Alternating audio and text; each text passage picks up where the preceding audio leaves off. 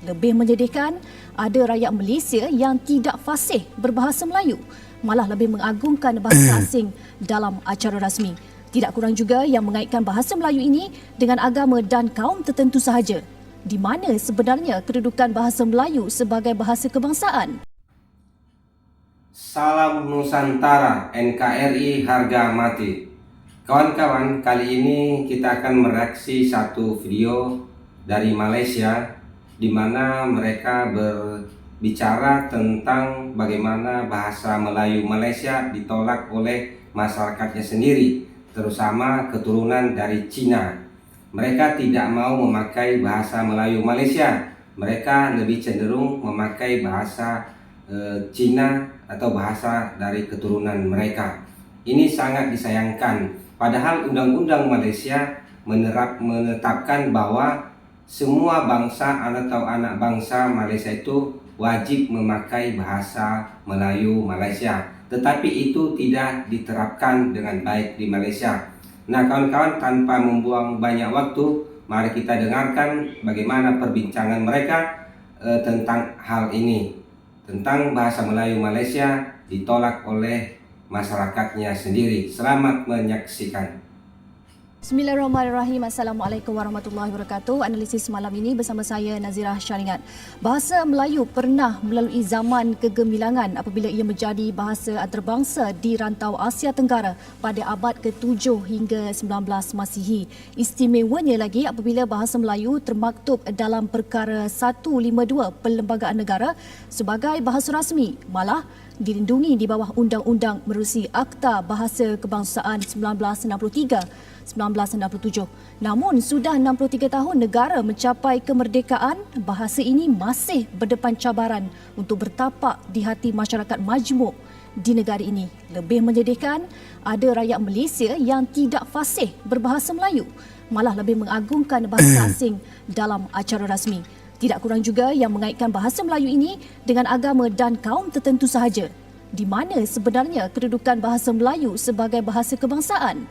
Benarkah keindahan bahasa ini diperlekeh? Dan adakah usaha untuk memartabatkan bahasa Melayu ini terhalang akibat sistem pendidikan negara?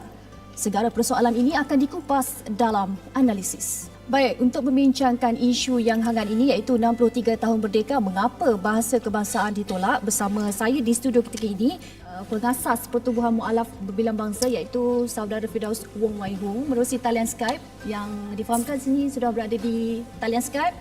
Assalamualaikum Bro Firdaus. Assalamualaikum warahmatullahi wabarakatuh. Baik, Bro Firdaus, topik kita pada malam ini adalah berkaitan dengan 63 tahun merdeka, mengapa bahasa kebangsaan ditolak. Jadi adil Datuk Prof, kita mengambil pandangan daripada mewakili semua kaum pada malam ini. Jadi Bro Firdaus, saya ingin bertanyakan tentang kewujudan sekolah vernacular yang bertapak di negara sejak sekian lama, yang mungkin menjadi penyumbang kepada sifat ketidakterbukaan masyarakat majmuk terhadap bahasa Melayu. Jadi komen Bro Firdaus macam mana? Dilihat begini, sebenarnya jikalau kewujudan sekolah vernacular itu adalah agar bangsa-bangsa tertentu boleh belajar bahasa ibunda mereka, itu tidak menjadi masalah. Tetapi sekarang ini yang kita lihat yang menjadi masalahnya adalah apabila bahasa perantaraan di sebuah sekolah itu, kalau kita lihat kepada Akta Pendidikan 1996, pada Akta Fasa yang ke-28, di situ mengatakan bahawa Menteri Pendidikan mempunyai bidang kuasa untuk mewujudkan sekolah kebangsaan dan sekolah vernacular. Ya, dan kalau kita lihat masalah dia pada sekolah vernacular ini pula, diadakan pula fasa yang ke-17, iaitu fasa ke-17 menulis di situ bahawa iaitu Menteri Pendidikan diberikan kuasa untuk mengecualikan bahasa kebangsaan menjadi bahasa perantaraan di sekolah vernacular, dan itu yang menjadi masalah. Undang-undangnya berarti teman-teman ya. Mereka di situ digunakan dengan bahasa ibunda sebagaimana tadi Prof Siwa sebut, Datuk sebut dan sebagainya.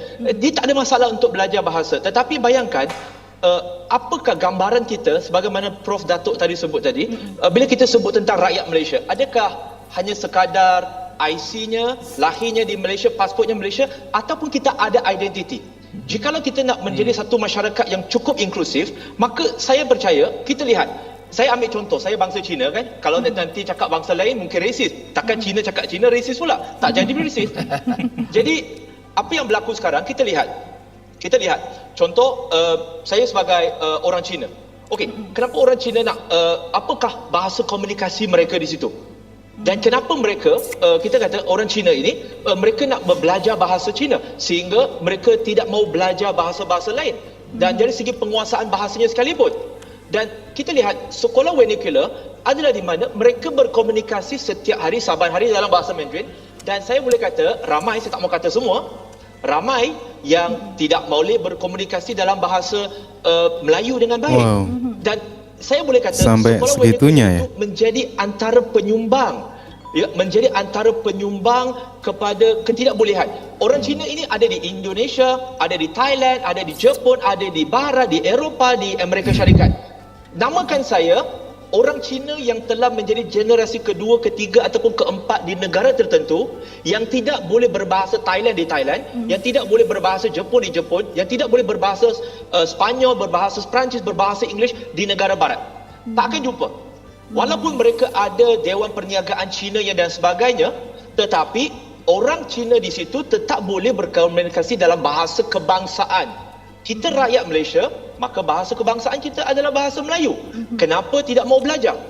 Dan suka saya bawakan satu kajian apa yang tadi Prof dah sebut tadilah, UKM, iaitu Profesor Sharon Carlston, seorang profesor di Fakulti Antropologi dan Kajian Antarabangsa di Princeton, University di USA. Dia buat kajian tentang orang Cina di Malaysia, kenapa mereka tidak mau berbahasa Melayu. Kerana mereka menganggap, pertama, iaitu bahasa Melayu, bahasa kebangsaan ini adalah warisan budaya Melayu semata-mata. Maka mereka seolah-olah tidak mahu bercakap. Dan sebab kedua ini sebenarnya lebih banyak menjustifikasi. Iaitu menurut Profesor Sharon, dia kata ini kerana masyarakat Cina di Malaysia, menurut kajian dia, dia kata menganggap bahasa Melayu itu sebagai bahasa murahan. Bahasa yang tak ada standard, yang hanya boleh digunakan di Malaysia saja. Saya bagi pengalaman peribadi saya. Jikalau sesama Cina, kami cuba bercakap bahasa Melayu, walau dululah, maka kita akan sebut, you Melayu kah? Cakap Cina lah. Seolah-olah, kenapa tidak boleh mengatakan, you orang Malaysia, bagus you cakap bahasa Melayu. Kenapa bila Cina bercakap dengan Cina dalam bahasa Melayu, mereka merasa janggal seolah-olah kita tak berbangga menjadi Cina. Wahai ramai Cina pun tak fasih berbahasa Inggeris, menurut dan juga bahasa Mandarin. Profesor Sharon kata 25% daripada bangsa Cina di Malaysia tak reti berbahasa Cina. Mereka berbahasa Inggeris. Bahasa Melayu pun tak fasih, bahasa Cina pun tak fasih. Mereka ni macam mana? Jadi saya nampak sekolah vernacular itu menjadi antara penyumbang bila mana dijadikan bahasa perantaranya adalah bukan bahasa kebangsaan.